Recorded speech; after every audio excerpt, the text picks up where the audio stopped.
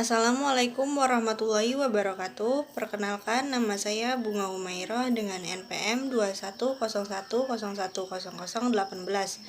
Di sini saya akan menjelaskan materi tentang Living Quran dalam lintas sejarah studi Al-Quran.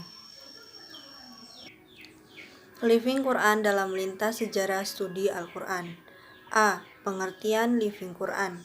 Living Quran adalah kajian ilmiah atau penelitian tentang berbagai hal acara sosial yang berkaitan dengan kehadiran Al-Quran atau keberadaan Al-Quran dalam komunitas muslim tertentu. Living Quran juga dapat diartikan sebagai teks Al-Quran yang hidup dalam masyarakat. Pendekatan ini berusaha memotret proses interaksi masyarakat dengan Al-Quran yang tidak terbatas pada makna teks tetapi lebih menekankan pada aspek penerapan nas Al-Quran dalam kehidupan sehari-hari. Penerapan teks-teks Al-Quran kemudian menjadi tradisi dilembagakan dalam kehidupan masyarakat sehari-hari. Studi Living Quran merupakan fenomena kehidupan Quran di masyarakat, sedangkan fenomena adalah hal-hal yang dapat dilihat dengan panca indera dan dapat dijelaskan serta dievaluasi secara ilmiah. Hal ini menandai keragaman suatu masyarakat, peristiwa yang membuat mereka menjadi sesuatu yang istimewa. Seperti halnya Maulid Nabi Muhammad SAW yang merupakan sebuah peristiwa, namun pelaksanaannya sendiri disebut dengan fenomena. Sebuah fenomena yang tidak sengaja didasarkan pada format atau struktur tetapi berpangkal pada kesadaran beragama.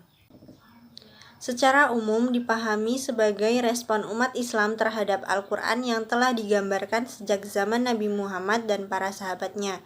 Dengan demikian, tradisi yang muncul bahwa Al-Quran dijadikan sebagai objek zikir, mendengarkan dan kajian penelitian sebagai cara pembelajaran kepada masyarakat muslim agar Al-Quran tetap di hati. Meskipun keberadaan literal Al-Quran berbeda dari interpretasinya, keduanya terkait erat. Karena keberadaan keduanya tergantung pada kehadirannya di masyarakat sebagai umat Islam, terkadang kehilangan pembedaan antara Al-Quran dan tafsir. Living Quran sebenarnya diturunkan dari fenomena Al-Quran dalam kehidupan sehari-hari, yang artinya makna dan fungsi Al-Quran pasti dapat dipahami dan dialami oleh masyarakat muslim. Jadi, menurut bahasa, Living Quran diambil dari kata living dan Quran. Kata living dalam bahasa Indonesia berarti hidup, dan Al-Quran berarti membaca atau hidup sesuatu untuk dibaca berulang-ulang dalam bentuk manuskrip. Sementara itu, menurut istilah, Living Quran mengacu pada segala bentuk fenomena yang terjadi di masyarakat dalam hal pemulihan ayat-ayat Al-Quran, baik lisan, tulisan, maupun budaya. Dalam pengantar buku metodologi penelitian Living Quran dan Hadis, Shahiran Samsudin membagi jenis-jenis kajian Al-Quran menjadi 4 jenis. Yang pertama, sebuah studi tentang teks Al-Quran. Yang kedua, kajian yang menempatkan hal-hal di luar teks Al-Quran tetapi berkaitan erat dengan munculnya teks-teks Al-Quran sebagai objek kajian. Yang ketiga, penelitian yang bertujuan untuk memahami teks Al-Quran. Yang keempat, penelitian yang berfokus pada reaksi orang tentang teks Al-Quran dan hasil tafsir seseorang. Kemudian, Al-Quran sebagai alat komunikasi antara makhluk dan Tuhan mereka, dan bagaimana makna-makna ini memanifestasikan dirinya dalam kehidupan sehari-hari atau mendasari pola perilaku dan tindakan tertentu. Bertentangan dengan prinsip dasar ajaran Al-Quran itu sendiri, yaitu tauhid dan keesaan Allah. Proses pembelajaran Living Quran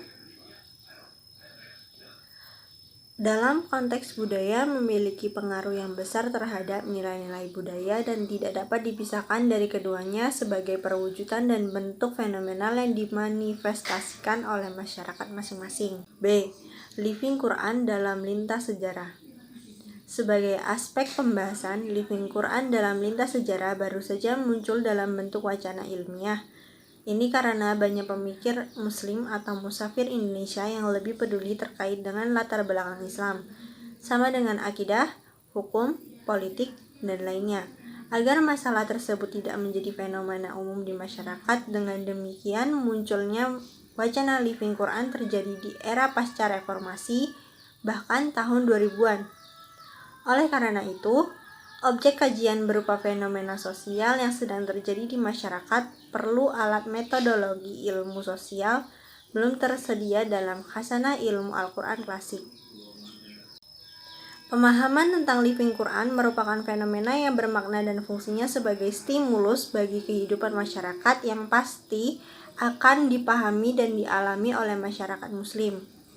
Secara sederhana dan progresif, mulailah dengan memahami dan kemudian menerapkannya mencapai titik penguasaan dan menjadi titik praktik yang baik. Ajaran seperti itu membentuk karakter yang dapat dicocokkan dengan perbuatan Nabi Muhammad SAW yang selalu mengharap rahmat dan karunia Allah Subhanahu wa Ta'ala. Satu hal yang perlu diperhatikan tentang cabang asal ilmu Al-Quran ini adalah seluruhnya berakar pada pertanyaan tentang tekstualitas Al-Quran. Cabang-cabang Al-Quran fokus pada aspek internal teks dan ada juga petunjuk lisan seperti Asbabul Nuzul dan Tarik Al-Quran.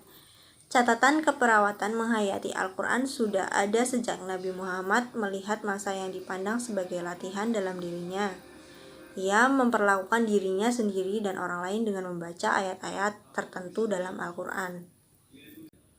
Para sahabat yang benar-benar mempelajari Living Quran untuk pertama kalinya secara ilmiah dan empiris memahami ajaran agama yang dapat mereka lihat dan ajaran agama yang mendasar atau alami di hadapan Nabi. Mereka sering bertanya kepada Nabi dan kemudian melaporkan dan membuat hadis fi'il. Para sahabat menggunakan metode yang hampir identik dengan metode observasi yang terlibat dalam wawancara mendalam untuk mengumpulkan data dalam studi lapangan. Mereka secara langsung dan aktif terlibat dalam renungan dan kegiatan sehari-hari bersama Nabi Muhammad SAW. Living Quran oleh para sahabat dalam bentuk observasi seperti ketika para sahabat melihat Nabi Muhammad SAW memakai cincin. Para sahabat ada juga banyak orang yang memakai cincin ketika Nabi Muhammad SAW melepaskan cincin itu, dan para sahabat sibuk melepasnya juga. Living Quran mulai menjadi subjek kajian ketika para pengamat non-muslim mengkaji. Untuk itu, hal-hal menarik dalam Al-Quran berbagai fenomena sosial dalam kehidupan umat Islam. Misalnya, fenomena sosial yang terkait dengan jalannya pembacaan Al-Quran di lokasi tertentu, mata Al-Quran, ayat-ayat yang melampaui Al-Quran yang kemudian menjadi sarana terapi, studi muslim, ilmu sosial, keragamannya. Kemudian mengunjungi area studi Al-Quran, pengembangan penelitian ini disebut dengan Living Quran. Tanggapan masyarakat terhadap teks tertentu dan hasil interpretasi tertentu. Penerimaan Al-Quran secara sosial dapat kita temukan dalam kehidupan sehari-hari, seperti tradisi membaca surat-surat atau kitab suci tertentu pada saat acara-acara sosial keagamaan atau upacara-upacara yang berlangsung. Pada saat Maulid Nabi Muhammad SAW, teks Al-Quran yang hidup di masyarakat disebut Living Al-Quran. Penelitian Living Quran adalah salah satu penelitian yang terkait dengan orang-orang atau masyarakat dalam memahami dan menerima Al-Quran dengan digunakan secara praktis dalam kehidupan sehari-hari untuk berbagai kepentingan. Dengan penjelasan ini bukan berarti seorang meninggalkan pengobatan medis seperti ke rumah sakit untuk mendiagnosa penyakit. Akan tetapi, pengobatan suatu penyakit pada dasarnya menggunakan terapi Al-Quran disertai pengobatan medis. Dengan disertai suatu keyakinan bahwa Allah lah yang dapat menyembuhkan segala macam penyakit melalui kalamnya, untuk meyakinkan dokter untuk mengambil manfaat dari pengobatan melalui pengobatan dengan ayat-ayat Al-Quran, di samping dengan adanya obat-obatan. Penelitian ini juga merupakan sarana untuk meyakinkan muslim dan non-muslim akan kebenaran kitab Al-Quran dan bukti mukjizat Al-Quran dari sisi pengobatan. Baik, sekian materi yang dapat saya sampaikan. Kurang dan lebihnya mohon maaf. Wassalamualaikum warahmatullahi wabarakatuh.